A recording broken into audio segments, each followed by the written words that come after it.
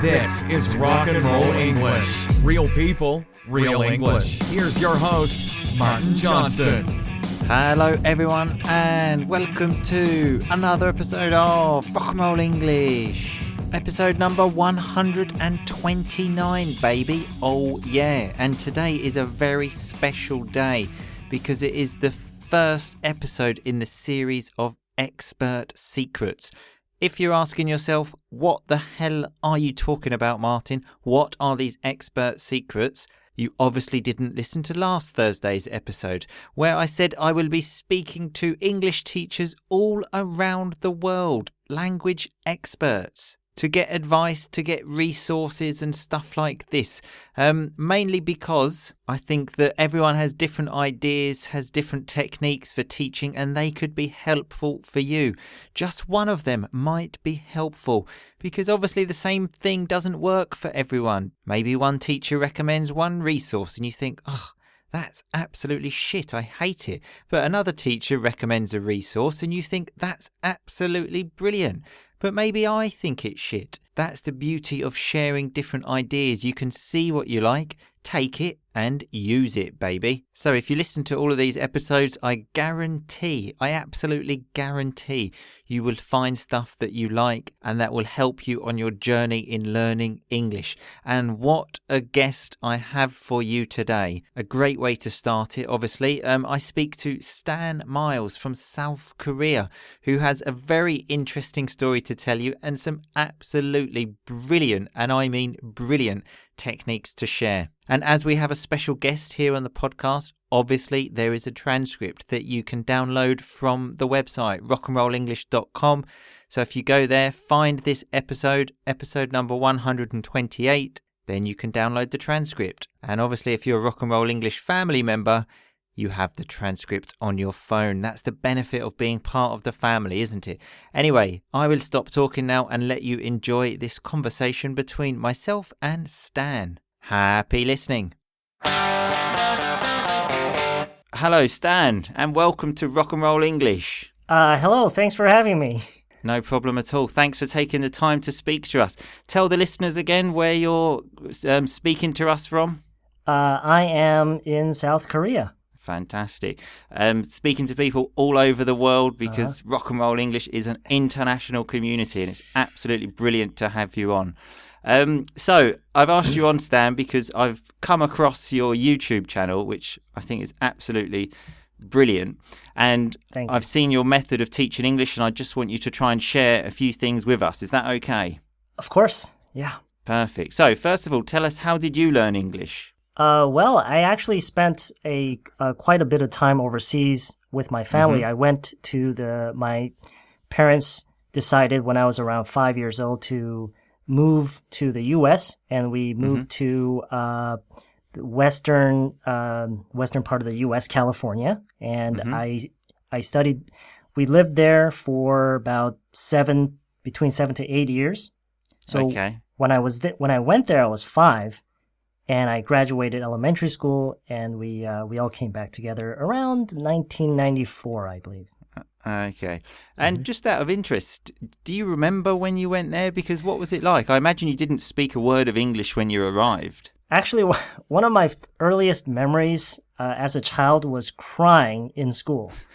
I did that quite a lot when we were first settling there, and I remember out of frustration like yelling at the teachers in Korean that I didn't understand what they were saying. And I especially remember this one experience when we were all standing in line at the water fountain trying to get some water, and I don't know why, but to me at the time the fountain looked so dirty and I didn't know whether it was okay to drink it, to actually swallow the water, or whether it was meant to just wet our lips.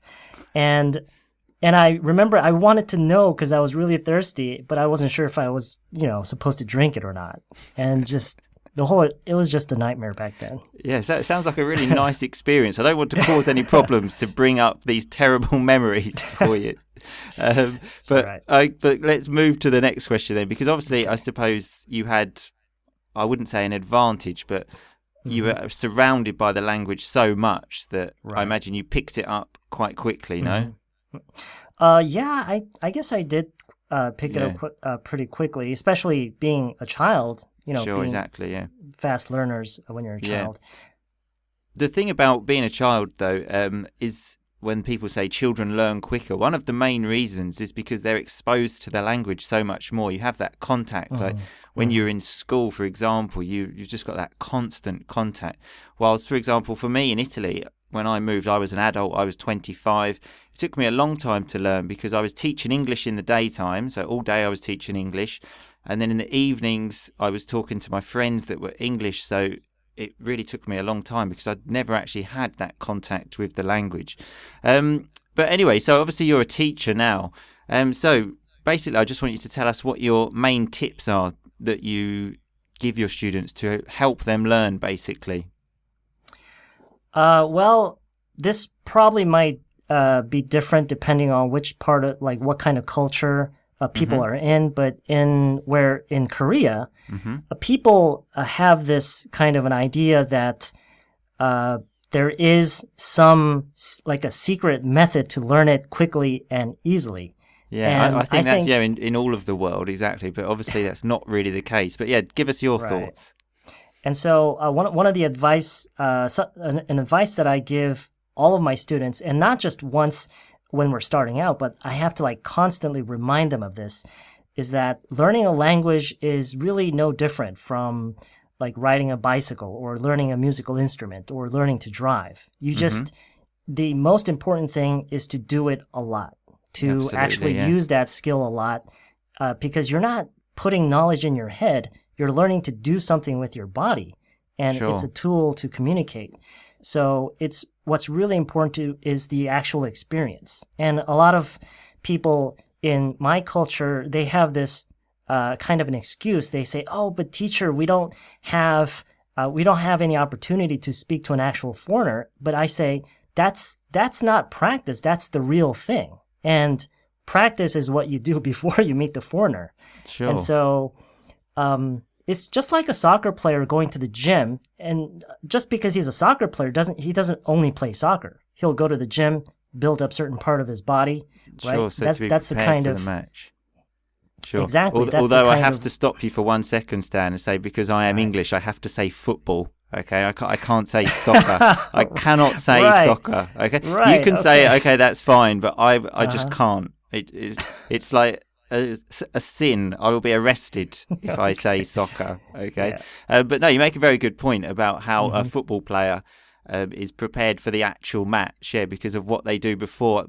Well, in England they play it on a Saturday, but they train all week for that one match. Right.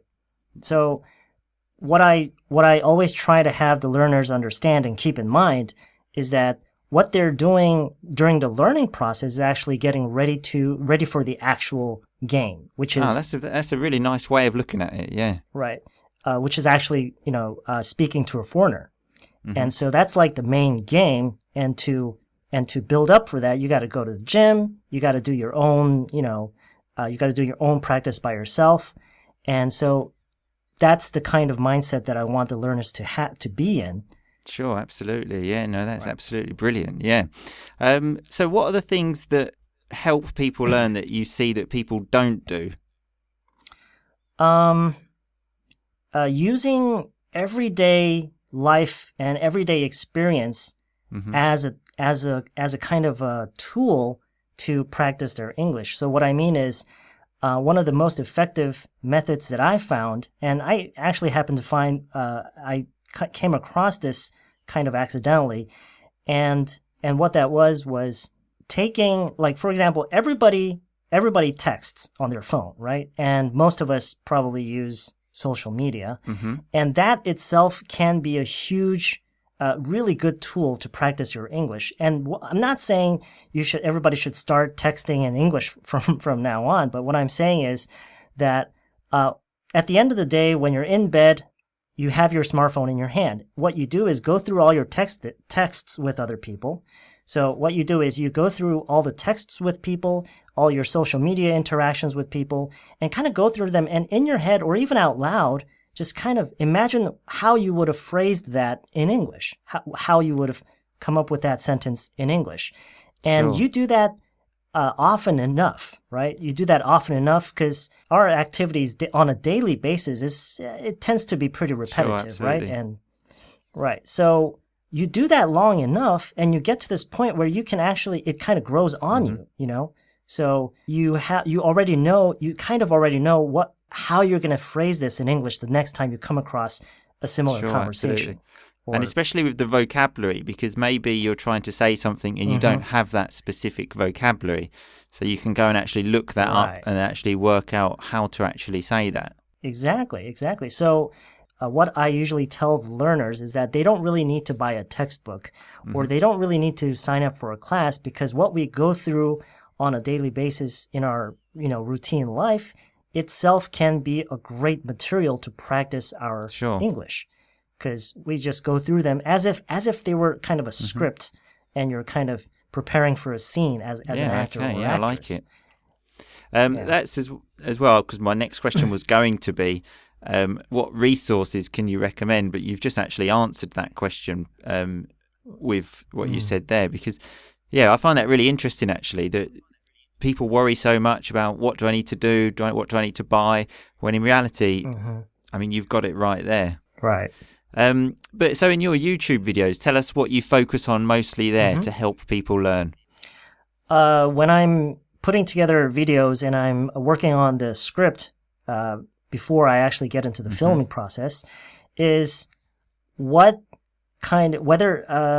sometimes it's just a vocabulary, sometimes it's just an expression, or sometimes it's a whole sentence. Sometimes it's a whole passage with a certain sentence flow or structure that I want to get the learners to start practicing.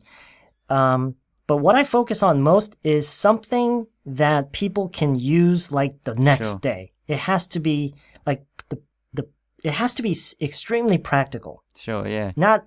That's why I never say things like "if I were a bird" or anything like that. That's like the stupidest example I've ever heard of. When are you actually going to say that, right? But it's in the textbook. And so my kind of, I guess you could say, philosophy or something is that whatever I show them, every example has to be something that most people can relate to. Sure. Something that makes them think, oh, I think I can use that tomorrow. Sure. Yeah, so that's kind of what I focus on the most. Okay, yeah. I think the technical term for that might be functional language. But I noticed as well, you have a lot of repetition in the videos as well, which I really like. I think when it comes to learning a language, especially if you're learning it in order to just use the language, not to get into the, like the analytical, insides of the language. But if you're just learning the language just to be able to use it, I think there really is no better way than to listen and repeat. Sure, exactly, yeah. Because that's the thing. Most people, I think, don't want to do that, maybe because they find it boring. But that really is actually one of the main things. And again, if we go back to the example of like a football player, how many times that they have to play the same pass and do the same thing every day to be prepared for the actual match. Yeah. Exactly.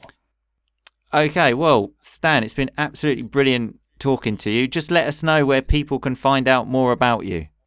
You can do a search on YouTube, Live Academy. I think it's actually, the channel name is in Korean, but I think you still get pretty much the same results when you put it in English. Okay, so I'll put a link to it in the show notes anyway, so people can find you.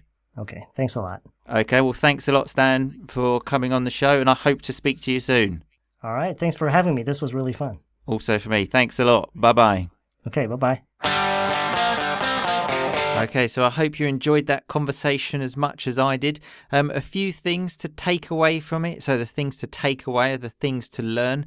Number one is that it's not as easy as everybody thinks for children to learn a language, is it? Everyone says, oh, you're a child, it's easy to learn a language. But the experience Stan was talking about there actually seemed like quite, a sort of traumatic experience. So it's probably not as easy as everyone thinks. I also absolutely loved his analogy of learning a language is like being a football player. You have to prepare during the week for the big match day when you have a conversation. I liked it so much that I've decided to forgive him for saying soccer and not football.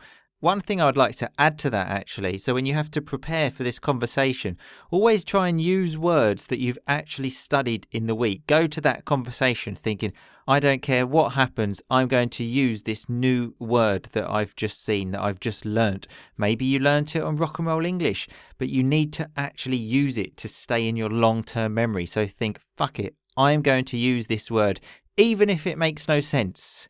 Well, maybe not that last bit, but do your best to use words that you've just studied. I also really liked the idea of going through your messages on social media and think, how would I say that in English? Because that will tell you the vocabulary that you're missing, and then you can go and find that vocabulary. And it was also very nice to hear him say that nothing beats listen and repeat, okay?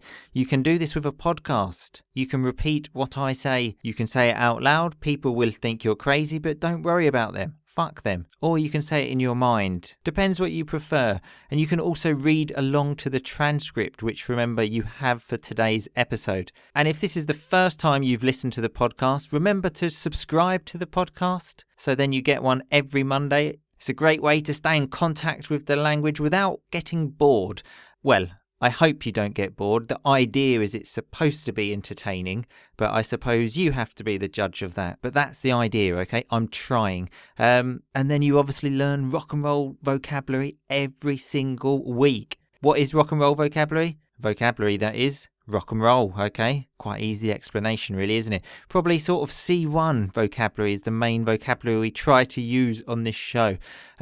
So yeah, go to the website, rockandrollenglish.com, find today's episode, have a look around there, and I will see you all on Monday, people. In the meantime, though, just keep on rocking, baby. Thanks so much for listening to Rock and Roll English. For more great content and to stay up to date, visit rockandrollenglish.com and facebook.com/rockandrollenglish. We'll catch you next time.